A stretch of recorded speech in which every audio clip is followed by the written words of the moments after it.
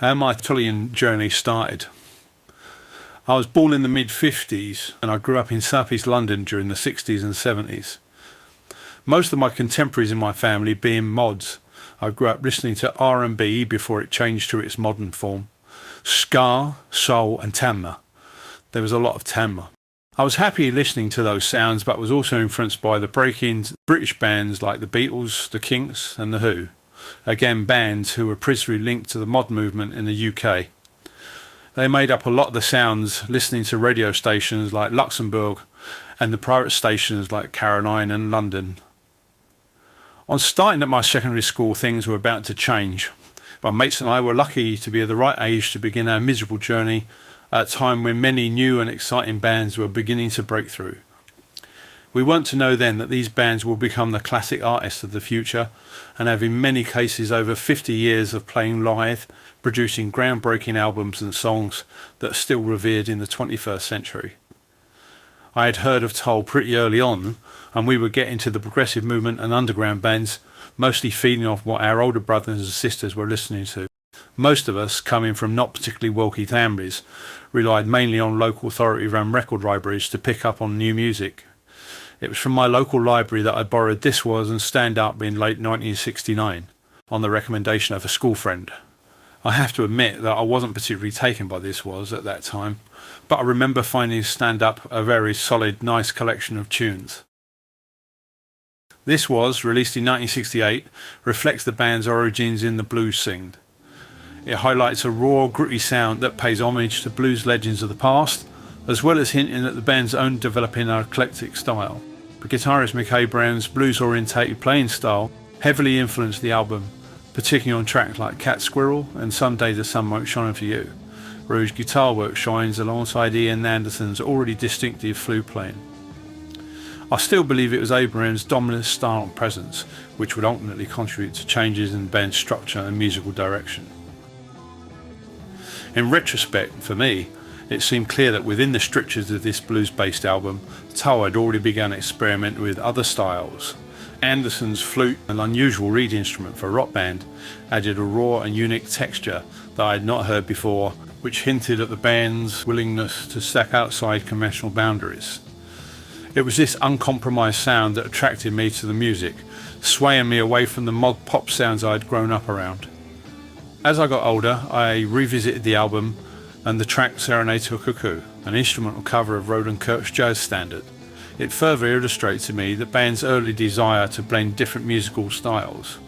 It benefited their eventual evolution into a more progressive sounding band, something that a lot of their contemporaries from the 60s failed to achieve. I had the albums on loan for the obligatory 3 weeks before taping Stand Up and returning them, moving on to something completely different. The record library was a great way to discover new bands. It was a few months later, approaching Christmas, when my mum and dad bought me my own copies of Stand Up and This Was.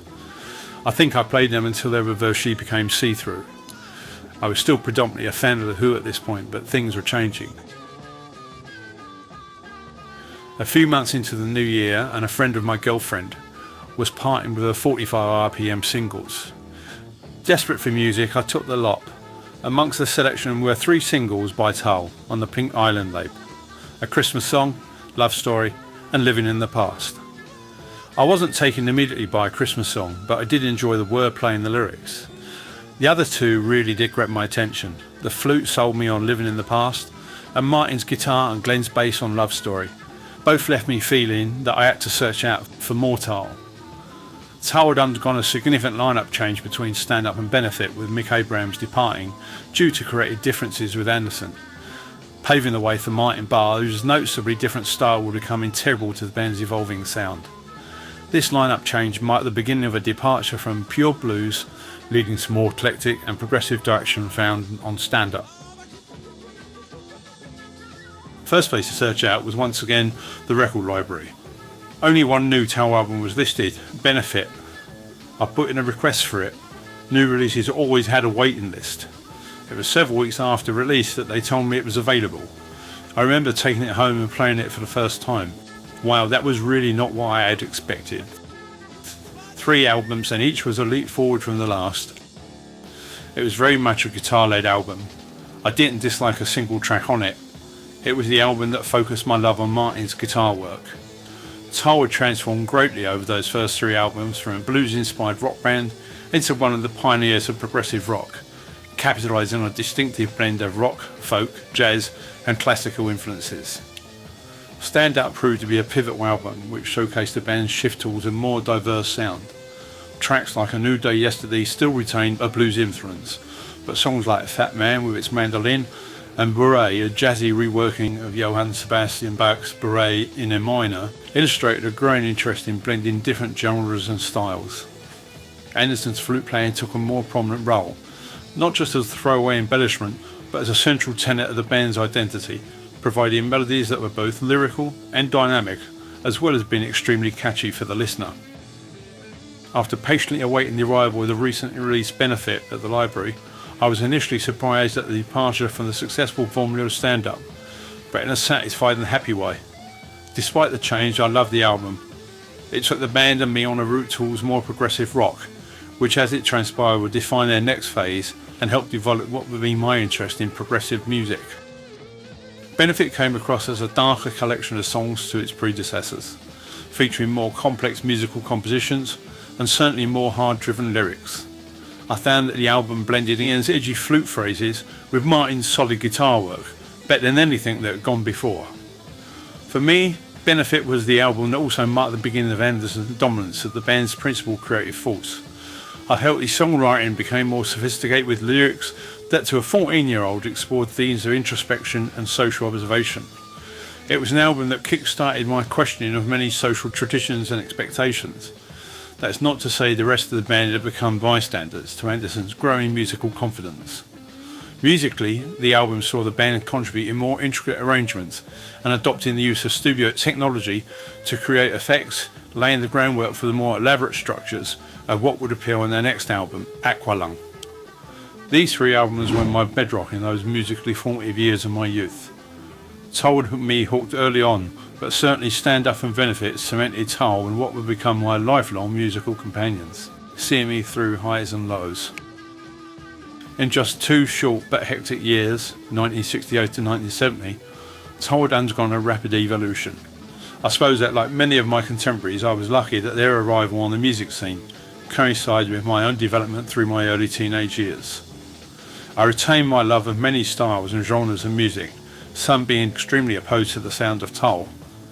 Like any aspect of life, I've had my ups and downs occasionally with their music and the band, but the downs have been relatively short-lived, and when it comes to the music, Tull was just in my blood.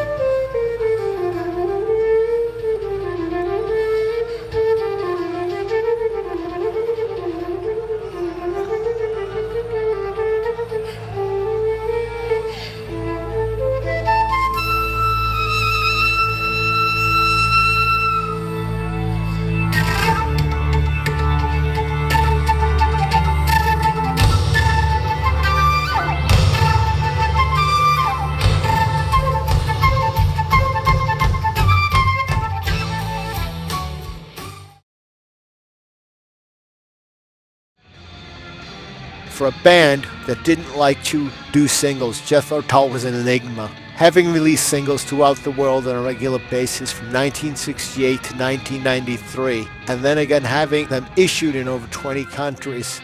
During the 2000s, Jethro Tull issued 2 more EP singles. They were from the box sets of Benefit in 2013, and also from the Songs from the Wood box set in 2016.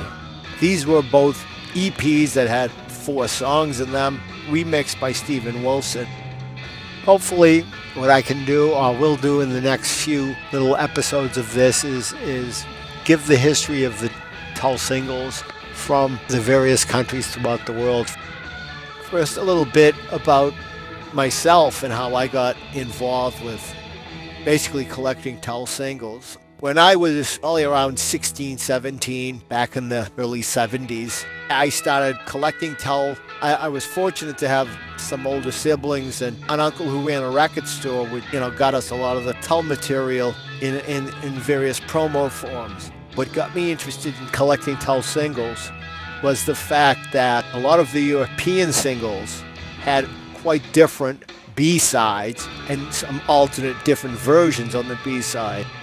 I didn't realize that until probably the late 70s when I made a deal with somebody that got me really hooked on collecting Tull singles. This person happened to be a big Jimi Hendrix collector and was also a friend of my uncle's who worked at a record store and record business and kind of knew this gentleman. And we went down to his place and we were talking about my likes and his like, and he said he liked Jimi Hendrix.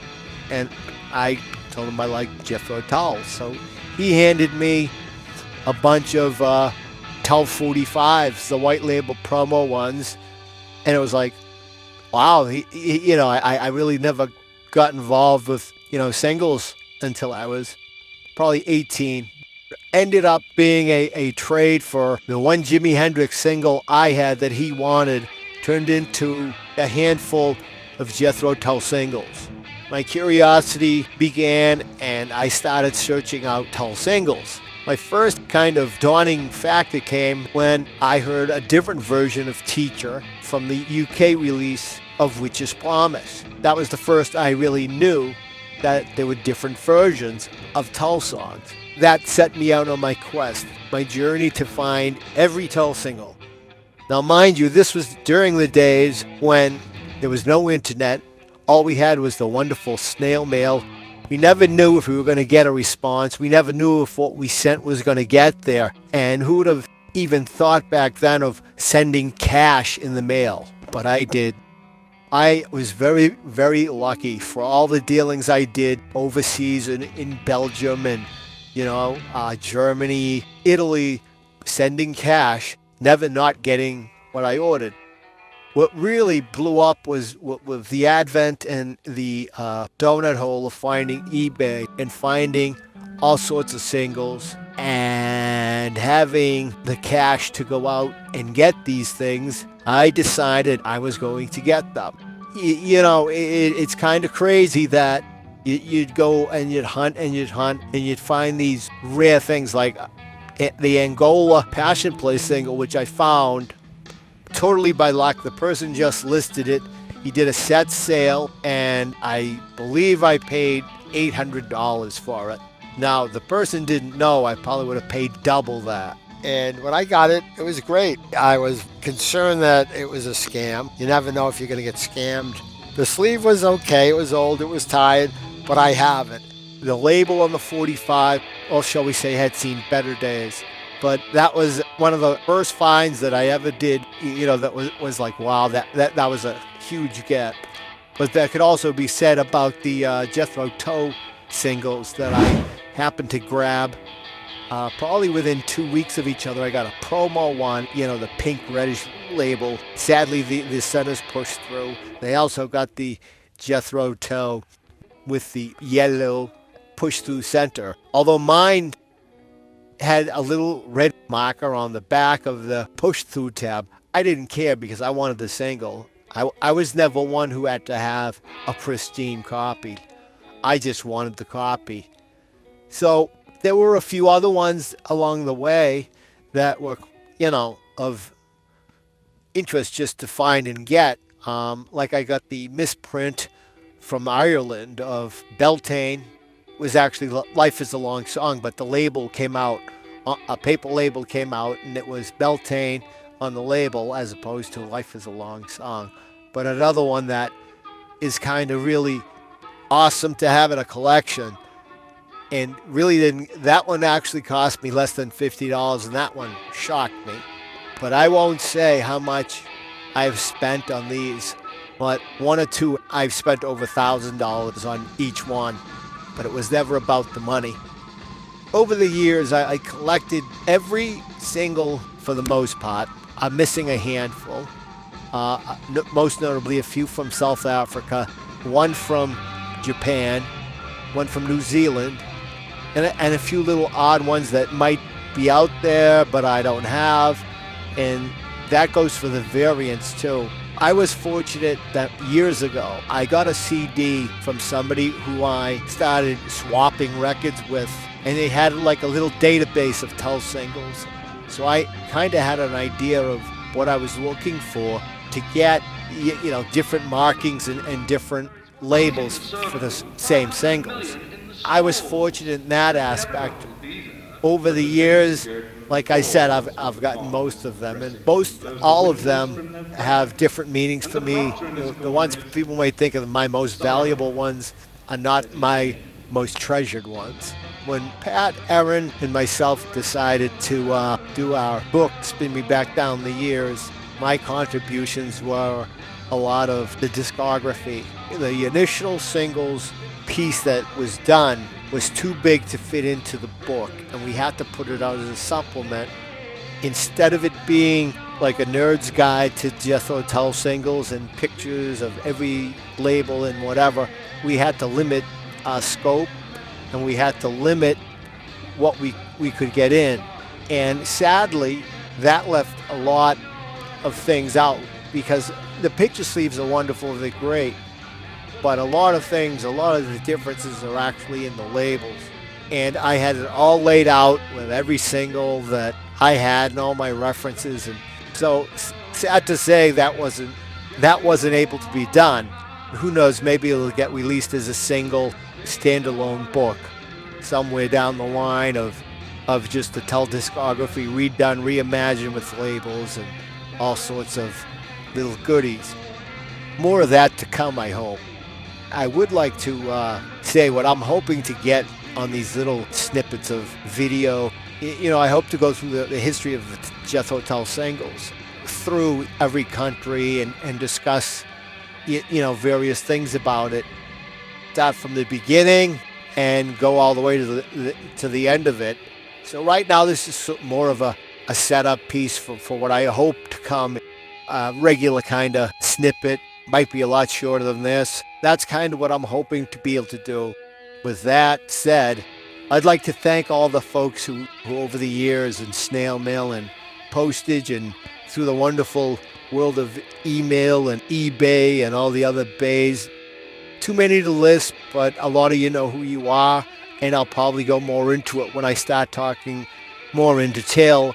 I also want to thank Pat and Aaron, who have been my partner in this adventure, shall we say, 10 years now, almost 12 years, whoever knows. All I know is I've gotten a lot more gray hair and a lot less sanity. I'd also like to thank Dave Reese for actually letting me put in. We never actually did the complete thing, but we did a few snippets way back at, I think, issue 110 and 112 or something like that. That put in some of the single sections, so I want to thank Dave for that. So with that said, here's to the intro to what I hope to be a semi-regular bit. So thanks again, and happy collecting.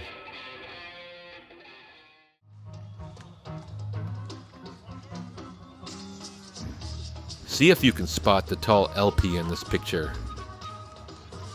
We'll give you a hint. This picture was taken at the end of the 70s.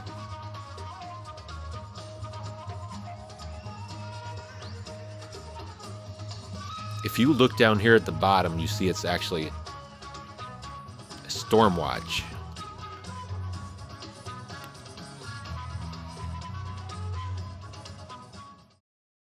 Started a riot out there at the back, and the police came in with helicopters and tear gas, and we all had a bit of a nerve-wracking time, but we got through the show, unfortunately. Rock shows were banned at Red Rocks for 5 years after that. But it wasn't our fault, honest. Never mind, here we are again, hopefully. No one will cause any problems tonight. I know I won't, I'm far too old to cause trouble. Red Rocks Amphitheater, nestled in the majestic Rocky Mountains, is renowned not just for its breathtaking beauty, but for its status as one of the most iconic music venues in the world. On June 10th, 1971, this venue became the stage for one of rock music's most infamous incidents, a night when a Tull concert spiraled into chaos, leaving a mark on the history of live performances. Tull, already a force in the rock world, was on the rise. Their popularity was beginning to soar across the U.S. after the release of Aqualung just a month earlier. The band's reputation for intense and energetic live shows, the demand far exceeded the 10,000 available tickets, leaving many fans ticketless and desperate to witness the performance. As the sun set over the amphitheater, an estimated 2,000 fans without tickets gathered outside. The situation quickly escalated when they attempted to breach the venue's perimeter, scaling the steep hillsides and overwhelming security. The local police were unprepared for this kind of situation, and they responded with riot gear and tear gas. The scene inside Red Rocks became one of confusion and fear, with concert-goers coughing, eyes burning, unsure of what was happening. As they walked on the stage, Anderson addressed the crowd with the now famous line, "Welcome to World War III," acknowledging the chaos while attempting to lighten the mood. Tull launched into their set, playing with a determination that belied the situation. I'm going to read an excerpt here from a book that came out in 2011 called Backstage Past by legendary concert promoter Barry Fay, the guy who actually booked this gig. We sold out Three Dog Night, and it was peaceful, no problems. So with that as a precedent, I called my Gale Pal Bobby at theaters and arenas and asked for permission to book Jethro Tull at Red Rocks in July of 1971. My pitch was, well, it's rock, but the lead guy plays a flute. They let me book him. This is where I really screwed up. Jethro Tull sold out and sold out so quickly, I could have booked 2 or 3 more shows. Huge mistake. There was still this feeling among some young people that it was their music, and if they wanted to see it, they should be allowed to. I've heard rumors about people saying they were going to get in no matter what. Way more people showed up than the amphitheater could hold, probably a couple thousand. Most of them were kids, good kids, and when I walked among them, they'd say, "Here, take my money, I want to get in." But there was no room.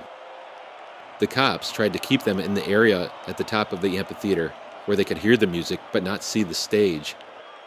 That wasn't good enough for some of them. When they tried to crash their way in, the cops reacted with riot gear and tear gas being fired from the police helicopter. But once again, the police miscalculated and the gas drifted down over the crowd and onto the stage where Livingston Taylor was the opening act. He started choking and crying and stumbled off the stage, and the audience scattered, looking for shelter and help. Many of them wound up backstage. There were kids and babies, and it looked like a mass unit. Performers, stagehands, and fans were sprawled out everywhere, getting treated by doctors and paramedics.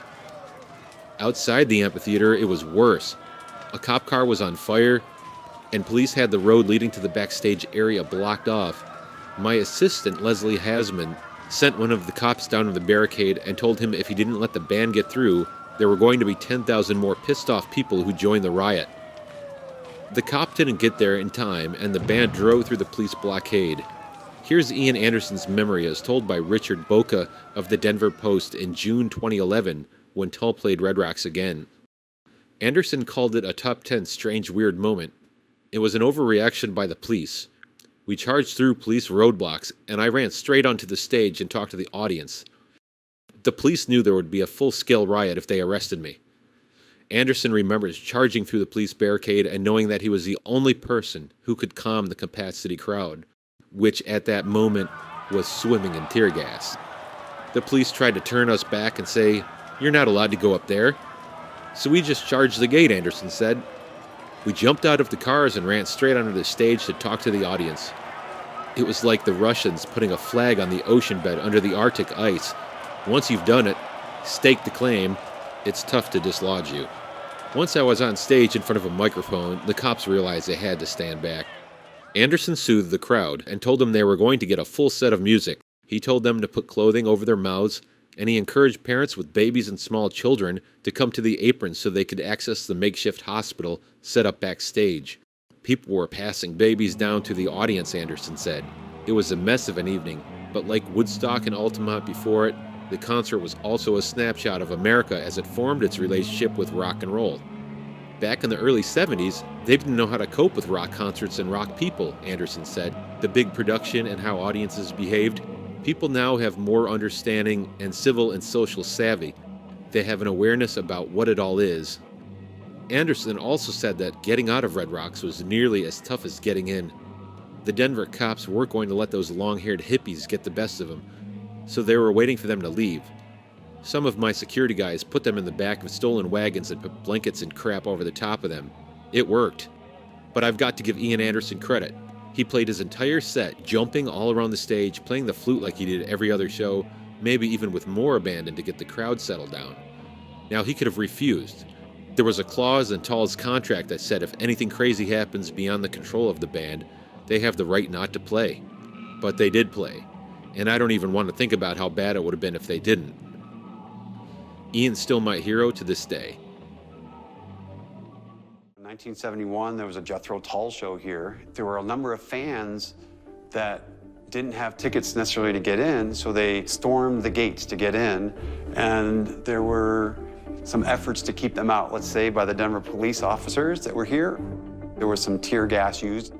That tear gas caused the patrons in the amphitheater to become distraught and disruptive, probably wanting to get out of there, as well as probably some belligerence towards the police. And so a quote-unquote riot ensued. As a result of that particular show, there was some concern on the part of the city and the folks that manage Red Rocks to try to keep those kind of things from happening. So there was a period of time where rock and roll wasn't allowed to be at Red Rocks. The set lasting over an hour was far from a typical performance.